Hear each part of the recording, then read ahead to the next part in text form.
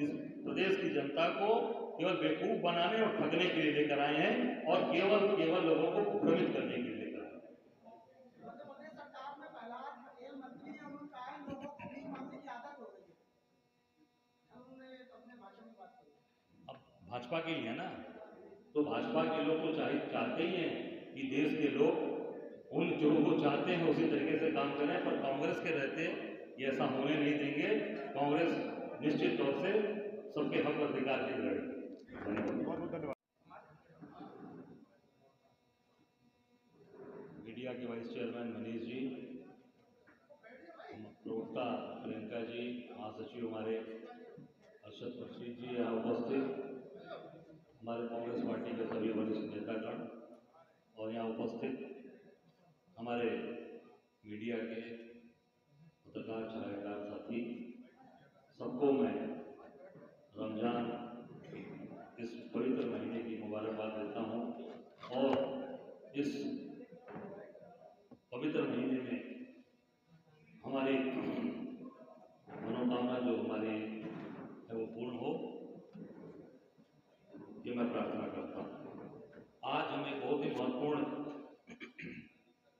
दो महत्वपूर्ण विषय पर आज हम लोग एकत्रित हुए हैं। आपने देखा होगा कि अभी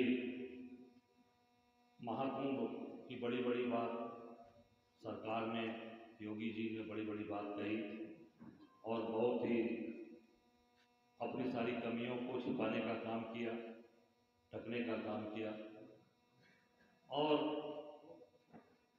नाविक से लेकर सबकी प्रशंसा की और कितने करोड़ रुपए कमाए इन्होंने, वो भी आपने देखा। अभी ये रमजान का महीना चल रहा है, पवित्र महीना। आने वाला समय होली का है, आने वाला समय ईद का है।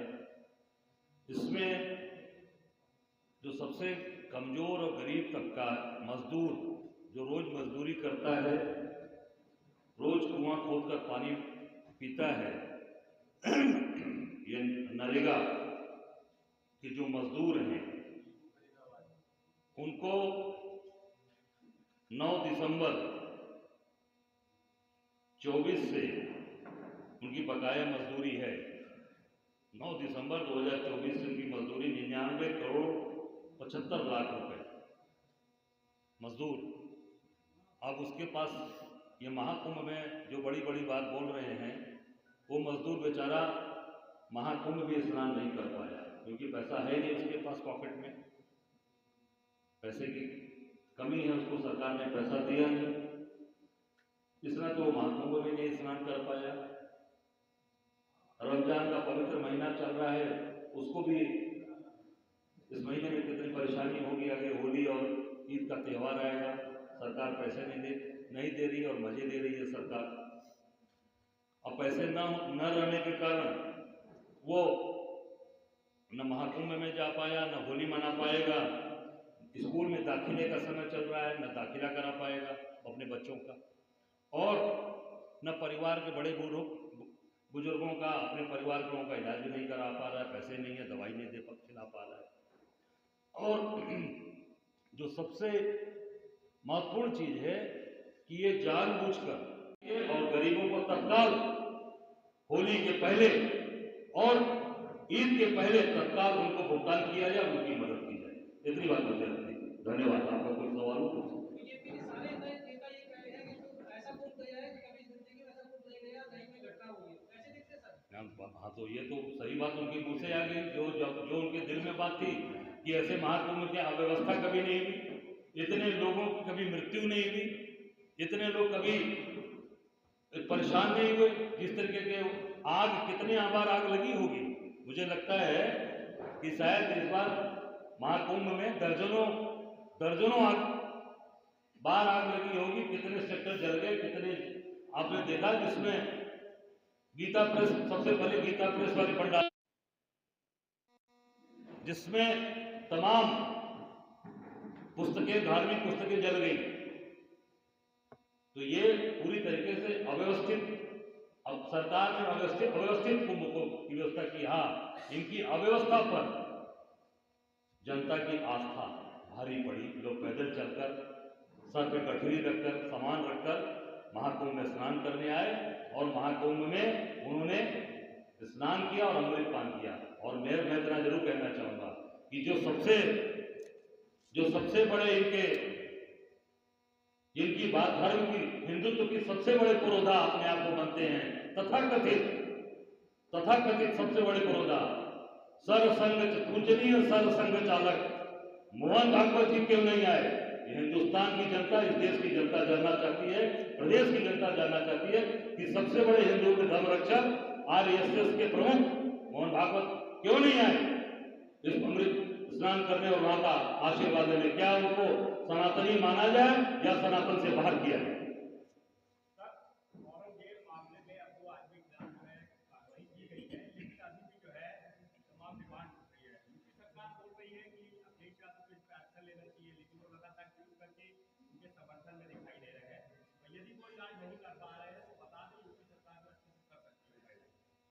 देखिए, अगर कोई प्रदेश का मुख्यमंत्री इस तरीके की बात बोल रहा है, इससे ये जाहिर होता है कि वो केवल और केवल राजनीतिक फायदे की बात बोल रहे हैं।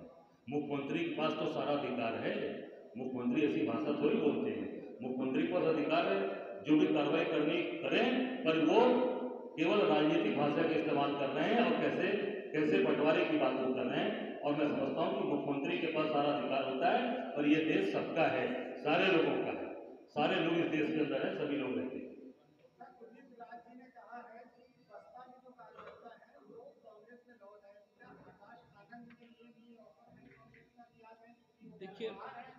देखिए मैं इतना ही कहना, देखिए अभी तो आपसी परिवार के अंदर, बसपा के अंदर काफ़ी मतभेद हो गया है, कभी भतीजे के साथ, कभी भतीजे के ससुराल पक्ष से, कभी भाई के साथ। तो मैं इतना कहना चाहूँगा कि कांग्रेस सबको लेकर चलती है, कांग्रेस एक वटवृक्ष है, कांग्रेस एक बरगद के पेड़ की तरह है, तो इसकी छां तो सबको मिल सकती है। मैं इतना कहना चाहूँगा कांग्रेस सबको लेकर चलती है, सबका सम्मान करती है।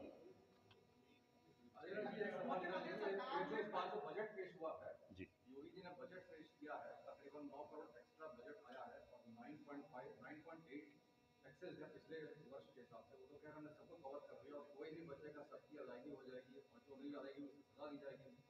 प्रशासन सतर्क है, प्रशासन पड़ रहा है। उस पर हमारे वाइस चेयरमैन साहब ने बहुत विस्तार से बात मीडिया में रखी है कि पिछली बार का जो बजट था वो बजट ही पूरा खर्च नहीं कर पाई सरकार, पूरे बजट को पिछले ही बजट का नहीं खर्च कर पाई। तो ये ऐलान कर जाए के अंदर जाकर वहाँ मजदूरी करे, वहाँ जाकर वो उत्तर प्रदेश से बाहर जाकर गुजरात, बंगाल, महाराष्ट्र और कहीं भी जाकर बाहर जाकर काम करे। योगी जी कहते हैं ना कि भाई हमारे उत्तर प्रदेश में लोग आ रहे हैं बाहर से, यही कारण है ना कि जो अभी इजराइल उन्होंने भेजा, काफ़ी बड़ी संख्या में इजराइल गए लोग,